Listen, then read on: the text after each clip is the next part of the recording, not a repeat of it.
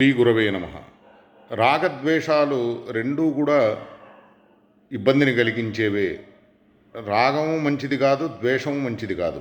ఎందుకంటే రాగద్వేషాలు ఈ సంసారాన్ని మనకు సబ్జెక్టుగా మనలో ఆసక్తిని కలిగించేవి. అనుకూల భావంతో మన హృదయంలో సంసారానికి సంబంధించినటువంటి విషయాలలో కానీ, వ్యక్తులలో కానీ, వస్తువుల్లో కానీ ఏదైతే ఆసక్తి ఉంటుందో దానికి రాగం అని పేరు. ప్రతికూల భావంతో ఏదైతే ఆసక్తి ఉంటుందో అక్కడ ఆసక్తి ఉంది, దానికి ద్వేషం అని పేరు. మనం ఇష్టపడే వాటిని స్మరించిన దానికంటే ఇష్టపడని వాటిని ఇంకా ఎక్కువ తీవ్రంగా స్మరిస్తాం. కాబట్టి ఆసక్తి ప్రమాదకరమైంది. ఈ ఆసక్తి మనకున్నది ఒకటే మనస్సులో ఆసక్తి సంసారానికి సంబంధించిన విషయాల్లో ఉంటే మరి ఆ మనస్సు భగవంతుడి విషయంలో ఎలాంటి ఆసక్తిని కలిగి ఉండగలుగుతుంది? మరి భగవద్ విముఖతకు ఇది కూడా ఒక ప్రధానమైనటువంటి కారణం. ఈ రాగద్వేషాలను కానీ, కామక్రోధాది వికారాలను కానీ వీటిని దూరం చేసుకోవాలంటే వాస్తవంగా మనం అశక్తులం. మనస్సు ఏదైతే ఉందో అది చాలా బలమైనది. ఎందుకంటే మాయకు సంబంధించింది మనస్సు. భూమిరాపో నలో వాయు ఖం మనో బుద్ధిరేవచ అహంకార ఇతీయం మే. ఇవన్నీ కూడా ప్రకృతికి, అష్టవిధ ప్రకృతికి సంబంధించినవి కాబట్టి పంచభూతాలు కానీ, మనస్సు, బుద్ధి, అహంకారం. మరి దుర్జయానామహం మనః, జయింపశక్యం కాని వాటిలో నేను మనస్సును అని చెప్తున్నాడు భగవంతుడు. కాబట్టి ఆయన శక్తే కదా మాయ, ప్రకృతి. మాయాంతు ప్రకృతి విద్యాత్ మాయినంతు మహేశ్వరం. అంటే భగవంతుడు మాయావి. ఆయన్ని శరణు వేడితే అరిషడ్వర్గాన్ని మనం అధిగమించగలుగుతాం. ఎందుకంటే భక్తి ద్వారా హృదయ శుద్ధి అవుతుంది. భక్తి ద్వారా హృదయంలో ఉన్నటువంటి దోషాలు తొలగిపోతాయి. సర్వైర్గుణైస్తత్ర సమాసతే సురాహ హరావభక్తస్య కుతో మహద్గుణాహ అని చెప్తోంది భాగవతం.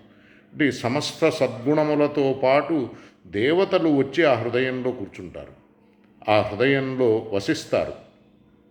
మరి ఆ సద్గుణములను స్వాగతించేది, ప్రకాశింపజేసేది, సమస్త దేవతలను ఆహ్వానించేది కేవలం భక్తే. కాబట్టి భక్తి చేయడం వలన హృదయం నిర్మలమవుతుంది, విశుద్ధమవుతుంది. భగవంతుడికి అది ప్రియ నిలయం అవుతుంది, ప్రియ నివాసం అవుతుంది. మరి భగవత్ ప్రసన్నతను మనం కోరుకుంటున్నట్లయితే భగవంతుడికి ఇష్టమైనది భక్తి అనేది మనం గ్రహించాలి. భగవద్గీతలో నన్ను సంతోషింపజేయడానికి నా కోసం శ్రమించవలసిన పని లేదు, మీకు ఏది అందుబాటులో ఉంటే అదే నాకు సమర్పించండి అని చెప్తున్నాడు భగవంతుడు. పత్రం పుష్పం ఫలం తోయం యోమే భక్త్యా ప్రయచ్చతి తదహం భక్త్యుపహృతమశ్నామి ప్రయతాత్మనః అని. నా కోసం శ్రమించవలసిన పని లేదు, నేను సులభంగా ప్రసన్నుణ్ణి అవుతాను. అయితే మీరు నాకు సమర్పించవలసింది మీ హృదయాన్ని, నేను కోరుకునేది భక్తి భావాన్ని. యోమే భక్త్యా ప్రయచ్చతి తదహం భక్త్యుపహృతమశ్నామి అంటున్నాడు. అంటే ఆయనకి ఏది అవసరమో, ఏది కావాలో, ఆయన దేన్ని ఎక్కువ ఇష్టపడతాడో ఆ భక్తిని మనం వీడి, ఆ భక్తిని చేయకుండా కేవలం వేరే విధంగా ఆయన్ని ప్రసన్నుణ్ణి చేసుకోవాలనుకుంటే పృథివీం రత్న సంపూర్ణాం కృష్ణాజడ ప్రయచ్చతి తస్యాప్యన్య మనస్కస్య సులభోన జనార్దన. మొత్తం భూమిని రత్నాలతో, వజ్రాలతో, వైడూర్యాలతో తీసుకెళ్ళి భగవంతుడికి సమర్పించినా కానీ ఆ శ్రీకృష్ణుడు మన మనస్సును సమర్పించకపోతే ప్రసన్నుడు కాడు. అందుకని ఆయనకు కావలసింది మన మనస్సు.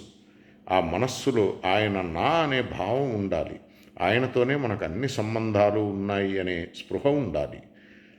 ఇట్లా మన స్వరూపాన్ని తెలుసుకొని శాశ్వతమైనటువంటి సంబంధం, నిత్యమైనటువంటి సంబంధం భగవంతుడితోనే, పరమాత్మతోనే జీవుడికి ఉంది అనే సత్యాన్ని మనం ఆమోదించి వేదం చెప్పినటువంటి ఈ విషయాన్ని మనం యథార్థమనే నిష్ఠతో, నిశ్చయంతో గ్రహించి దాన్ని మన ఆచరణలో పెట్టుకుంటే, ఆ స్పృహలో మనం ఉంటే భగవంతుడు మన విషయంలో తప్పకుండా ప్రసన్నుడవుతాడు.